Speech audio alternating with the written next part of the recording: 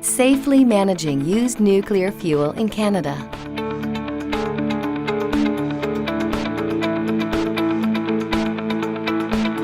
When uranium is mined from the ground, it is not directly usable to generate electricity. The uranium must first be processed before it can be used in a nuclear reactor. A chemical process is used to extract uranium from the ore. The procedure creates a uranium concentrate known as yellowcake. Impurities are removed from the yellowcake, and the uranium is converted back into solid form, ready for further processing.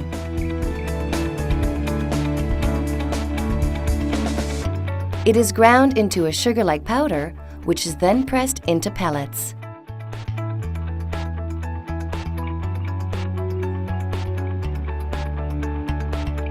When the pellets are baked, they take on a hard ceramic form. The ceramic fuel pellets are packed into pencil-like tubes made of zircaloy. 27 to 38 of these tubes are welded together to form a fuel bundle. The fuel bundles are then inserted into the core of CANDU reactors, where a controlled nuclear reaction occurs, producing heat. The heat that is generated is carried away by water to a secondary circuit, where steam is created to drive turbine generators, which produce electricity. The steam is then cooled, condensed back into water, and returned to the steam generator, where it is circulated again.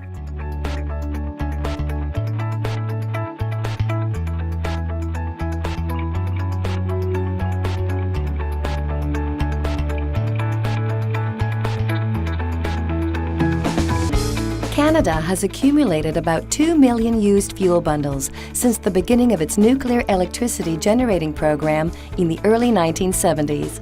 Stacked like cordwood, all of these could fit into 6 NHL-sized hockey rinks, from the ice surface to the top of the boards.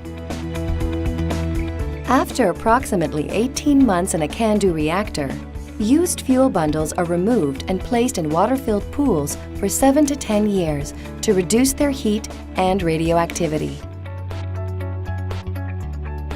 The fuel bundles are then transferred by remote control underwater into large concrete and steel dry storage containers.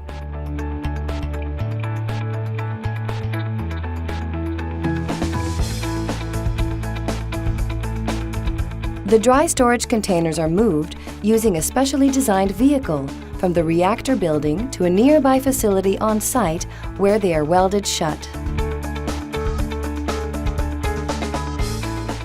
The containers are then placed in licensed facilities at the nuclear generating stations.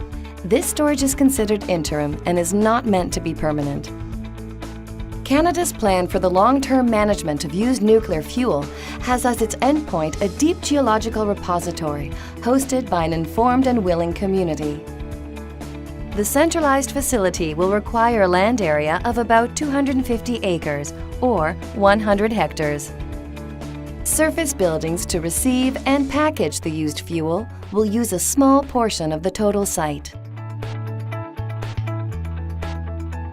After they arrive at the central facility, used fuel bundles will be placed in copper and steel containers that are designed to last at least 100,000 years and manufactured to protect against corrosion and to withstand the pressure of glaciers with an ice sheet over 2 kilometers thick. The repository will be constructed approximately 500 meters below ground, depending on the geology of the site itself.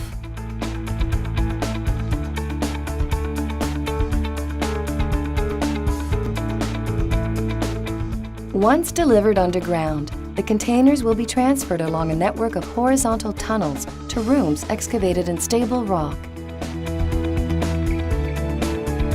They will be placed in boreholes drilled into the floor or within the excavated tunnels themselves.